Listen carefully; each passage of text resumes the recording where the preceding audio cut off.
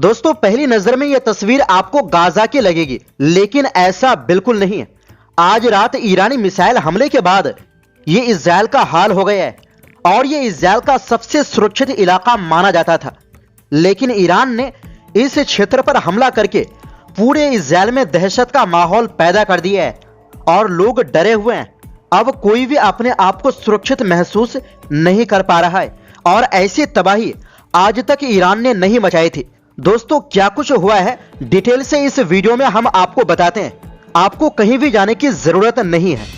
दोस्तों, 21 और 22 मार्च की दरमियानी रात को इजराइल के दो सबसे सुरक्षित शहरों डेमोना और अराद पर ईरान ने मिसाइलों से बड़ा हमला किया है और इजराइल के 4 लेयर का एयर डिफेंस सिस्टम पूरी तरह फेल हो गए।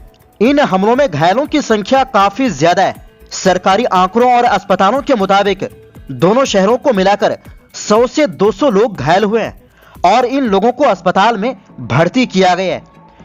इनमें से 10 से 11 लोगों की हालत बहुत नाजुक बताई जा रही है।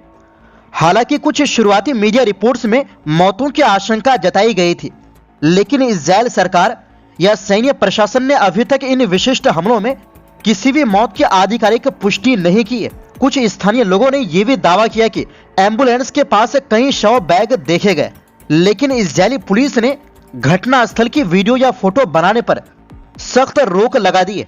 वैसे जिस तरह का हमला हुआ है, इससे काफी ज्यादा लोगों की मौत की आशंका लग भी रहा है। शायद इजराइल छुपाने की कोशिश कर रहा है, वो अलग बात है, क्योंकि इससे इजराइल में ही जनता का विरोध और बढ़ेंगे। क्योंकि ईरान युद्ध को लेकर जिस तरह से ईरान जवाब दे रहा है, पहले से ही इजराइल में लोग डरे हुए हैं और कुछ जगह विरोध भी हो रहा है। रिपोर्ट की माने तो अराद में एक बैलिस्टिक मिसाइल सीधे रिहायशी इलाके में गिरी, जिससे करीब 10 इमारतों को भारी नुकसान पहुंचा है। मतलब कुछ इमारत पूरी तरह मलबे में तब्दील हो गए। तो ऐसे में जब रिहायशी इमारत थी तो लोगों का बचना नामुमकिन है। जबकि डेमोना में हुए हमले में लगभग 40 लोग घायल हुए हैं।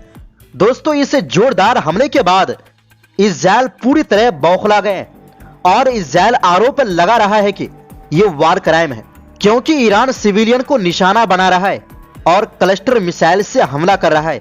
जबकि यही अमेरिका इजराइल हमले के शुरुआती दिनों में ईरान में एक स्कूल पर हमला किया था, जिसमें लगभग 200 बच्चियों की जान चली गई थी। खैर दोस्तों, आपको बता दें कि इस हमले के बाद अंतर्राष्ट्रीय परमाणु ऊर्जा एजेंसी IAEA ने यह स्पष्ट कर दिया है कि डेमोना स्थित न्यूक्लियर रिसर्च सेंटर पूरी तरह सुरक्षित है और वहां किसी भी प्रकार के रेडिएशन का खतरा नहीं है। वर्तमान में इजरायली सेना IDF इस बात की गहन जांच कर रही है कि उनकी वायु रक्षा प्रणाली इन मिसाइलों को बीच में रोकने में कैसे चूक गई, जबकि बचाव दल अभी भी प्रभावित इलाकों में राहत कार्य में जुटे हुए हैं। दोस्तों, भले ही परमाणु फैसिलिटी को नुकसान नहीं पहुंची हो, लेकिन ईरान ने यहां पर हमले का लेवल बढ़ा दिया है। यह एक बड़ा संदेश इजराइल के लिए है। यह दिखाता है कि अब दोनों पक्ष एक दूसरे के सबसे संवेदनशील ठिकानों को निशाना बना रहे हैं। अब यह जंग सिर्फ मिसाइल लॉन्च साइट या सैन्य बेस तक सीमित नहीं है, बल्कि राज्य की ताकत और उसकी रणनीतिक क्षमताओं को सीधे चुनौती देने लगी है। वहीं ईरानी संसद के स्पीकर मोहम्मद बाकिर गालिबाफ ने कहा है कि डेमोना पर ईरानी मिसाइल हमलों से हुए नुकसान की खबरें इस बात का संकेत है कि इजराइल की रक्षा प्रणाली कमजोर पड़ रही है। उन्होंने एक्स पर लिखा कि अगर डेमोना जैसे अत्याधुनिक सुरक्षित इलाके में मिसाइलों को रोका नहीं जा सका तो इसका मतलब है कि युद्ध अब एक नए चरण में एंट्री कर चुका है। गालिबाफ के मुताबिक इस नए चरण की सबसे बड़ी खासियत यह है कि इजराइल के ऊपर का आसमान अब सुरक्षित नहीं रहा। उन्होंने संकेत दिया कि अब ईरान अपने अगले तैयार प्लान को लागू कर सकता है, जिनके बारे में पहले भी चेतावनी दी जा चुकी है। वहीं इन हमलों के बाद इजरायली प्रधानमंत्री बेंजामिन नेतन्याहू ने अराद के मेयर से बात की। उन्होंने इन हमलों को बहुत ही मुश्किल शाम कहा है। नेतन्याहू ने सोशल मीडिया एक्स पर लिखा है, हमारे भविष्य के लिए चल रहे इस अभियान में आज की शाम बहुत ही कठिन है। मैंने अपने दफ्तर के डायरेक्टर जनरल को निर्देश दिया है कि वो सभी सरकारी मंत्रालयों के साथ मिलकर हर जरूरी सहायता उपलब्ध कराएं। नेतन्याहू ने आगे लिखा, मैं इस समय घटना स्थल पर काम कर रहे इमरजेंसी और बचाव दलों का मनोबल बढ़ाता हूं और मैं सभी लोगों से आग्रह करता हूं कि वो होम फ्रंट कमांड के निर्देशों का पालन करे।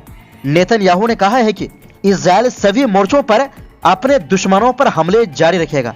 इसी बीच इजराइल के एक मानवाधिकार कार्यकर्ता यारीव ओपनहाइमर का कहना है कि इजरायली सरकार को इस दावे के लिए जवाबदेह ठहराया जाना चाहिए कि ईरान के पास हथियार लगभग खत्म हो चुके थे, जबकि देश पर ईरान के हमले अभी भी जारी है। एक्स पर पोस्ट किए गए एक बयान में ओपनहाइमर ने लिखा कि अधिकारी इजरायली जनता को ये नहीं बता रहे हैं कि ईरान के हालिया हमलों के सामने देश के इंटरसेप्टर कैसे नाकाम रहे। ओपनहाइमर ने लिखा, वो हमें ये नहीं बता रहे हैं कि इजराइल पर कितनी मिसाइलें दागी गई, कितनी मिसाइलें अपने लक्ष्यों को भेदने में कामयाब रही, असल में कितने लॉन्चर नष्ट हुए और कितने लॉन्चर और मिसाइलें अभी भी बची हुई है। इस कार्यकर्ता और राजनेता ने डिमोना और अराद पर ईरान के हमले के बाद यह बयान जारी किया। एक्स पर एक अलग पोस्ट में ओपनहाइमर ने कहा, जनता को धोखा देना और उन्हें सिर्फ वही बताना जो वो सुनना चाहते हैं अब बहुत हो चुका, सच बोलो। दोस्तों, डिमोना पर हमला इस वजह से ज्यादा चर्चा में है। बताया जा रहा है इन्हीं के आसपास परमाणु बम हो सकता है। आपको बता दें कि इससे पहले 19 मार्च को ईरान ने हाइफा रिफाइनरी पर हमला किया, जिससे बिजली सप्लाई बाधित हुई। यह दिखाता है कि अब ऊर्जा ढांचा भी सीधे निशाने पर है। ईरान ने चेतावनी दी है कि अगर उसके ऊर्जा ढांचे को नुकसान पहुंचाया गया तो वो अमेरिका और इजराइल के ऊर्जा और टेक्नोलॉजी सिस्टम को निशाना बनाएगा। दूसरी तरफ इजराइल ने भी कहा कि उसने तेहरान में सिस्टम के ढांचे पर हमले शुरू कर दिए हैं और कई सुरक्षा अधिकारियों को निशाना बनाया है। इसी बीच अमेरिकी राष्ट्रपति डोनाल्ड ट्रंप ने ईरान को 48 घंटे का अल्टीमेटम दिया कि वो होर्मुज जलडम रुमजिये को खोल दे, वरना उसके पावर प्लांट्स पर हमला किया जाएगा। ये जलडम रुमजिये दुनिया के लगभग 20% तेल और गैस के लिए अहम रास्ता है, इसलिए इसका युद्ध में आना पूरी दुनिया की अर्थव्यवस्था को प्रभावित कर सकता है। वहीं दूसरी तरफ इजराइल के शिक्षा मंत्री ने बताया है कि डिमोना और अराद में हुए ईरानी हमलों के बाद उन्होंने होम फ्रंट कमांड के मेजर जनरल से सलाह मशवरा किया है। उन्होंने सोशल मीडिया एक्स पर लिखा, मैंने ये फैसला किया है कि रविवार और सोमवार को सभी तरह की छुट्टी समाप्त हो जाएंगी और कोई भी फिजिकल क्लास की अनुमति नहीं होगी। शिक्षा मंत्री योआव किश ने बताया है कि इस दौरान विशेष शिक्षा के लिए दी गई छूट भी रद्द रहेगी और पूरे देश में दूरस्थ शिक्षा रिमोट लर्निंग यानी ऑनलाइन क्लास ही होगी। उन्होंने कहा है कि इस दौरान येलो एरिया यानी बच्चों के लिए भी बंद रहेंगे। शिक्षा मंत्री ने बताया है कि मंगलवार से पहले हालात का फिर से आकलन करने के बाद ही आगे का फैसला किया जाएगा। तो दोस्तों, फिलहाल के लिए इस रिपोर्ट में बस इतना ही। आपसे गुजारिश है हमारी सपोर्ट के लिए वीडियो को लाइक और शेयर जरूर करें और चैनल में पहली बार आए हैं तो सब्सक्राइब करना ना भूलें।